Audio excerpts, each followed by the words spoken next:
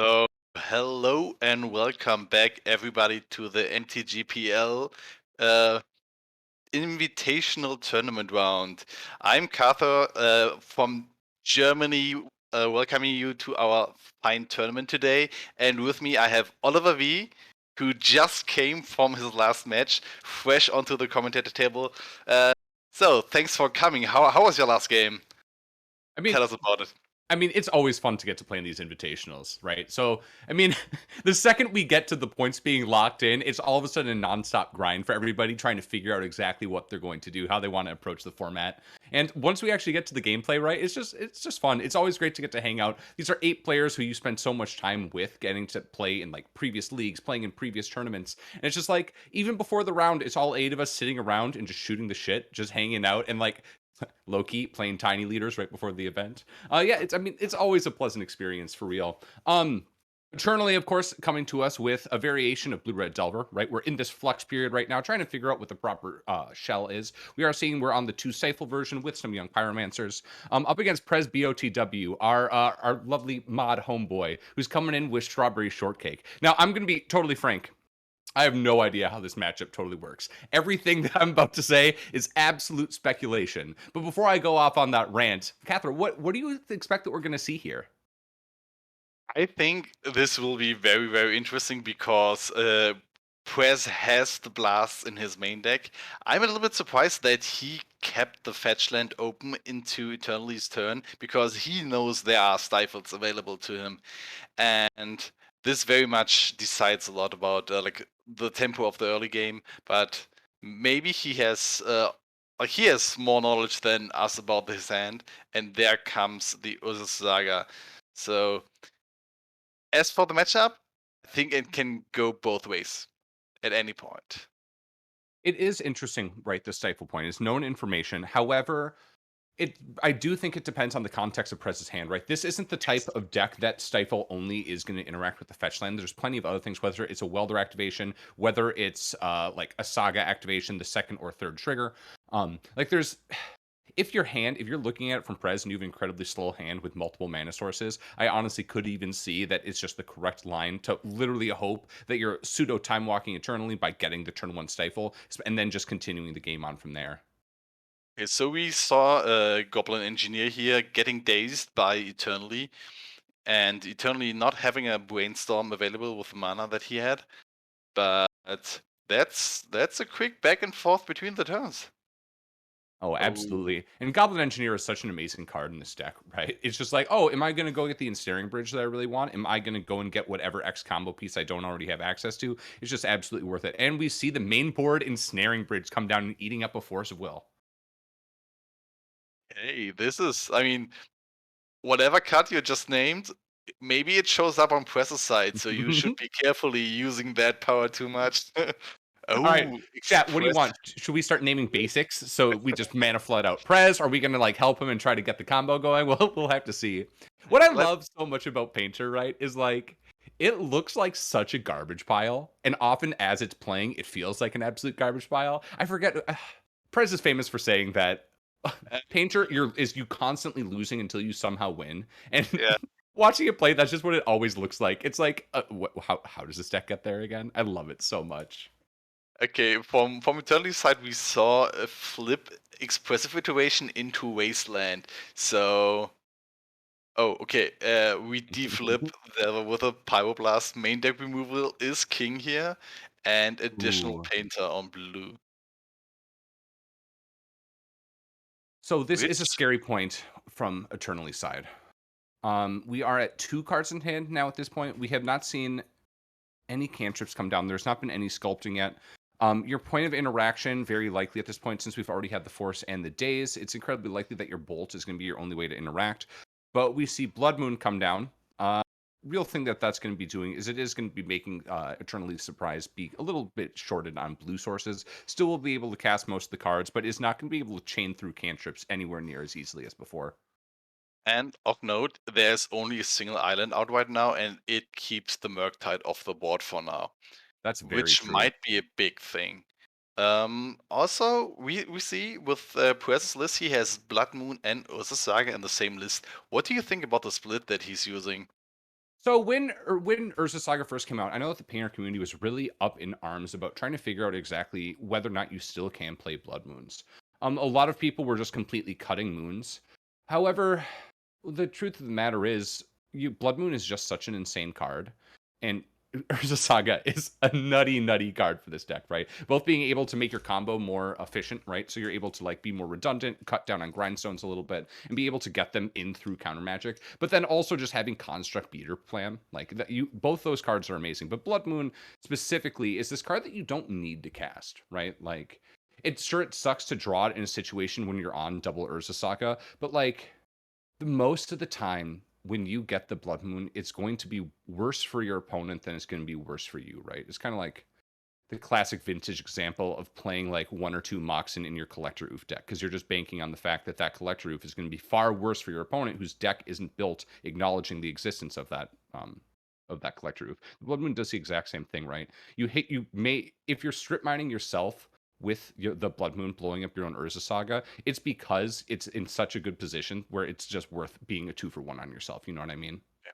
Uh, just injecting into the game right now, we see Imperial Recruiter from Press's side who is getting, is this Jaya, young It Jaya? is Jaya Oh, Ballard, that's OG so sweet. Planeswalker. And Eternally has a brainstorm, can make some tokens of the young PC, but there are blocker for days. Yes. So let's see. Press seems to be going for the slow game right now. So I know Prez initially put this Jaya Ballard in to basically lean more into the ensnaring bridge plan, right? So there was a lot of fear of Sneak a Show for Prez going into this event. Go figure, Rax is in the event at a high seed. Rax is an amazing Sneak and Show pilot who's really consistently performed with the deck. And so he was looking at the field and was expecting to basically be leaning on the ensnaring bridge a decent amount. And Jaya Ballard is amazing in those slow ensnaring bridge games because it's just a 7-turn clock, baby. You will just incinerate your opponent to death. However, it's also great in situations like this where it's like, you know what? I can probably get through a bunch of like the one of elemental tokens that you're going to be making, but I'm going to be able to go and tutor for a removal spell to hit your young pyromancer. Just seems great. Of course, now there's 2 down. I believe that is the only 2 in the list right now, right? Yes, it It is. seems to be like this. I mean, like, let's not forget, Quest has the option to value and grind eternally out right now, but at the same time, there is a painter on the battlefield, and he can at any point find the grindstone, play it, tap out, like tap it, and kill eternally by milling him out. So So, it's something to. of note, here's the amazing part also. I always forget this about Jaya Ballad. I immediately just assume it's just going to be incinerating multiple times. There's a painter servant in play. Right now, if we are able to get the Jaya Ballad to resolve and untap, you're just going to be able to see Prez with this Blood Moon out, pay 1 tap and start strip mining away the island basics and just leave eternally with only red producing lands, which would be That's absolutely true. fantastic. To be honest, I just completely skipped that part. I was thinking, like, reading the card, like, he will never get to 7 mana to activate her like this with a Blood Moon in play. But. Ooh. So we're seeing a Karn, of course, because the Blood Moon's out, that Ancient Tomb is only tapping for 1 mana, so it is dazable, which the daze is able to convert here. So this is getting hard for Prez. The main deck Ensnaring Bridge has already been eaten. We're not going to be able to get that back unless we are able to get a Welder in play. However, you are facing down some heavy token pressure right now. You can be eating 1 a turn, but also just taking 4. This is a difficult place. We're going to see a trade for a token. I do like this to fade a little bit of damage. You're really not going to be convert like it is. You could, in theory, trade that for a young pyromancer, but at that point, you're already going to have taken so much chip damage that you might as well have just blocked, to be honest. And we're seeing Jaya come down now. Velvet Tundra, thank you so much for the follow. We greatly appreciate you. And Jaya resolves. Ooh, let's see. Brainstorm. Oh. Ooh. Bolt on Young Pyro, I would assume. Saying eternally doing the classic. Which one do you want to actually be targeting with that? Can we talk about how beautiful Eternity's cards are? Listen, I am a big purveyor of damaged cards, right? Those beautiful artist signature damage. And man, those brainstorms are just absolutely gorgeous. The Di Terezi signature is just fantastic, in my opinion. Also the basics. I'm really a fan of the archive post tokens, and it's a really great option to like improve your like board state game, getting some professional tokens. And the shipping even to Europe is very cheap if you keep it very low. So like we see a person who really cares about what kind of um, cards they play on their board. We do see chain lighting, one of the 5 removal spells that we're gonna have access to for that Jaya. Unfortunately, Oh, it hit Painter. Okay. Press is tapped out because like you can throw back a chain lightning, which might not be the best play if your opponent has 4 open mana. Very, very true. I have all this red mana and nothing to do with it. Please send the chain lightning at me. Right, expressive So iteration. is this the same expressive iteration that we saw turn 2 when the Delver flipped? It could very easily could be. So Oliver, while we have them, oh, while Eternally pumps up the brakes, no, like turns up the gas, he's speeding in. Uh, I think the Blood Moon saga point that you made is it's very much true that you can choose not to play Blood Moon if you still have the saga, and you can just wait until your opponent gets rid of the Blood Moon because often if you have Blood Moon in play, it's a very good play and your opponent might die because of it, depending on the matchup. So I think it might be a game-winning cut either way. And sometimes if the opponents really care about the Blood Moon, they might remove it. So I think it's not the worst place to be in to have access to both cards. To be totally honest, also Strawberry Shortcake Painter is a little different. We're before we continue going, we're actually going to take a real quick look at our proxies that we have going right now. So what we do at our in our Discord is our prizes for events. We are not a cash payout event, right? Instead, what we do is we're free entry and we send these beautiful proxies. We have our second one, Dark Ritual, the initial one, Brainstorm, that we no longer offer, unfortunately. The third one, Crop Rotation. I'm a big fan, and this last one, Lightning Bolt, is the most recent to come out. If you happen to really love the look of these proxies, you can go ahead and join us. Go exclamation point Discord and jump in our Discord to join us. We do weekly Saturday events, a good old 3 to 5 rounds, depending on the amount of players that we have. We also do monthly leagues that are actually heavily run by our man down below me right there, the one and only Cathor. And finally, we also do weekday warrior events, just casual in the middle of week play events. And unfortunately, those can actually get to the proxies too. But Mr. Jack Dax, thank you so much for showing those to us. The one last thing, as we're talking about this Blood Moon point, the other thing is there's a difference in terms of how Blood Moon plays, specifically in this Strawberry Shortcake version, where you're playing multiple Enlightened Tutors to give you access to that Singleton Blood Moon in a way that your traditional mono red Imperial Painter just doesn't. So like the the additional flexibility that it gives you specifically in the Strawberry Shortcake version to play that single Blood Moon is just absolutely amazing. I totally agree with you here. So changing it up to the sideboard plans, we have Press's painter list right in front of us.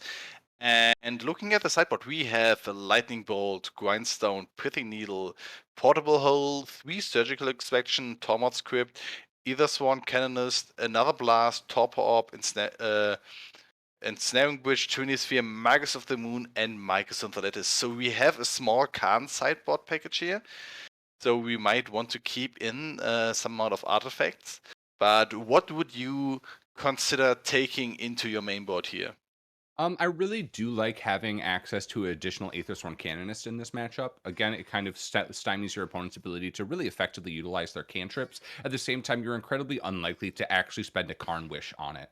Alternatively, I do really like putting Portable Hole in the main. Again, you're not going to be searching for it the majority of the time, and having access to it on the their early turns of the games is just so amazing. So that Portable Hole I really love. I really love the Aethersworn Canonist, and additionally the Bolt and the additional Blast. There's just amazing for this matchup.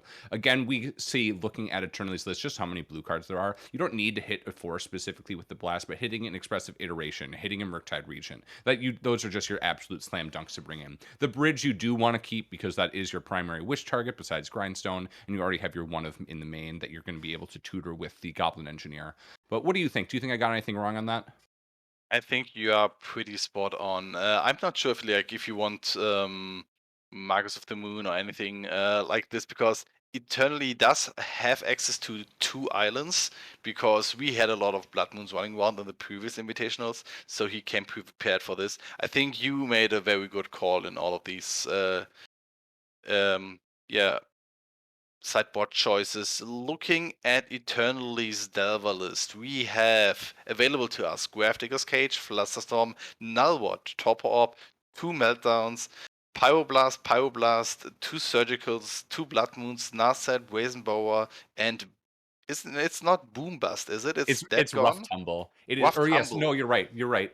No, wait, is it? It should be Rough What is it? Tumble, if I'm not You're right. mistaken. It's Rough I Tumble.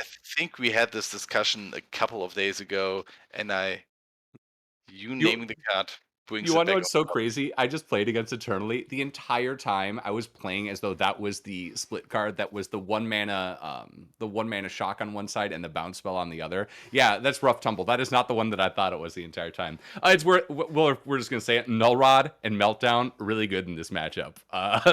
This is exactly the reason to bring it in. And what we kind of talked about it before. One of the coolest parts of this invitational is figuring out what everyone's going to be on, right?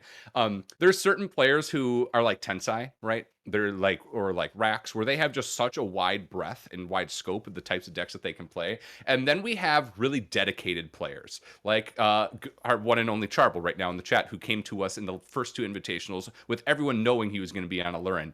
Prez is one of those players for this one. Everybody and their mother knew that Prez was coming to us with a painter list. So all of a sudden it's just like, oh, I have a red deck. Yeah, let's probably put Meltdowns in there. Oh, I have an extra slot. Yeah, let's put Null Rod in there. There's at least one opponent I know that is going to be good against. Meltdown is never a bad call. So, and here we see a Daze Proof Goblin Engineer from Press's side after Eternally dropped a single Delver. And, like, being on the safer side with Daze, oh, is this a painter? It seems to be. Getting Painter and immediately casting Grindstone as well. Ooh, this Ooh, this is a fast clock, because if the Goblin survives and he has another land drop, he is able to activate the Grindstone with the trigger on the stack, get the painter into the game, and threaten Eternally to be milled immediately. yeah, it's land off the top threatens lethal immediately. Right, we actually saw Prez take this line against Dalibor in the very end. Right, you can activate Grindstone, hold priority, and then weld out the Grindstone with the ability still on the stack. Get the painter in, and as it resolves, it goes and wins.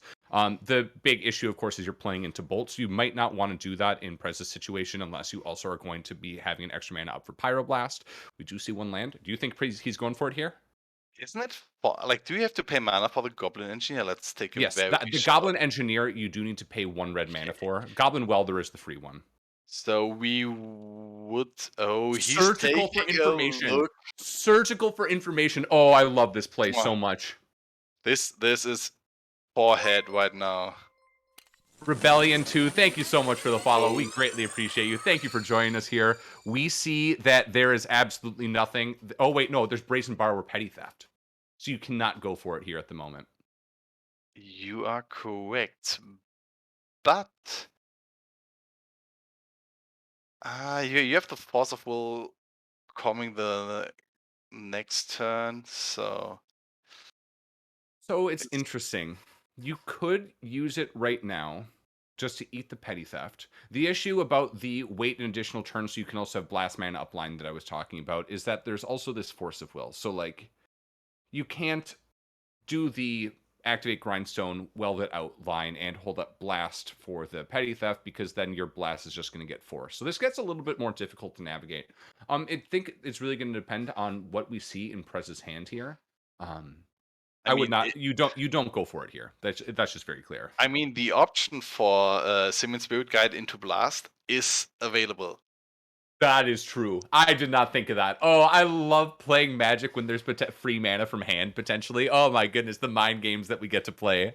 I've been got by this play, like turn one painter into blast with Simmons Spirit Guide, and next turn just die to the to the Yo, the combo. the single Simian Spirit Guide has so much potential. It's just like, oh, do I need to play around Seeming Spirit Guide Blast? I don't know. There's just one. Am I going to lose to that though? I love it so much. Oh, it's really also, we keep talking about the invitational things, right? Go figure. After I was just playing and prepping for it, I'm super in the mind space of how you can optimize slots. Like, you get to just play this game of your opponent has access to your deck list, so you get to threaten things, right? I was joking with Prez that I had an Iona in my board, and so the joke, and one of the reasons I was doing it, I was expecting to play Painter twice, expecting Dalibor to come with Painter as well, is I wanted to make sure that they had to go super high on Blast also, just because and force them, because of the risk of Iona, to never be putting out their Painter Servant without Blast backup, just because I can then go and get Iona, name the color, and lock them, right? Oh, Um, that's sweet. so He used you can the do these cool land. threats, but oh, He used the oh, land that's right. instead of the. We have Ancient Tomb. That's so right. Or I'm sorry, not Ancient Tomb. What is that? That's the Great Furnace, the artifact Great land. Furnace. There we go. Singleton in the Yes. list. Okay, Press forced him to um yeah, to use the petty theft there in reaction to the wasteland. Okay. Mm, Oh, so this we is are still in interesting. Eternity's turn right now. I think Deva is going to attack. The clock is real. Okay, we That's have so Press great. going down to 8 life because of the Ancient Tomb activation right now. And Also, of note, we did have a grindstone, just blind activation to try to mill oh, through the cards. It's a Giants, little, yeah. Is which is this a risky Meltdown? thing. It's a risky. Yes, it hit a Yeah. meltdown. That's so clutch. So there's only one more that we have to play around. It is really risky doing against Delver because you're risking fueling Murktide Regents and turning on the Dragon Rage Channeler Delirium. But I mean, that's pretty fantastic. Oh, and there's a Wasteland underneath it too. Oh, that's just clutch. That's so fantastic. Okay, we see. Oh, Painter getting forced, reaction, Oh, Pyroblast, and the Painter naming days blue. and the known days was pitched to the force. That's so fantastic. Oh, what a scary spot to be. It's whatever this top card was for Eternally. Right now, there's lethal threatened. First iteration? No. Oh! Oh no, Rod, off the top is the blind draw with one blast already spent. How many Wait, blasts are we expecting there to be right now? oh, there's no artifact in this. Oh, I thought the Goblin can get rid of it, but do we have another blast? And I do believe Goblin The Engineer Crater also. Maker. He had the Crater Maker. This Oh my is goodness. awesome. That's so great. Of That's note, this Goblin Engineer is not like Goblin Welder. You can't mess with your opponent's artifacts with this that's Welder. You true. can only do that with the original. But the Crater Maker as well is just so amazing. And we're just threatening again. And Bolt the Delver. Oh my goodness. This sequence of turns. These last two turns have just been so amazing. Oh, it totally makes sense because he is dead to bolt off the top, but now he's only on 2 mana. And is he able to. Land off the top does it. We're still dead to bolt off the top if we can't win here or interact with this Dragon Rage Channeler. I do believe Delirium is active. Land instant creature artifact. Yep.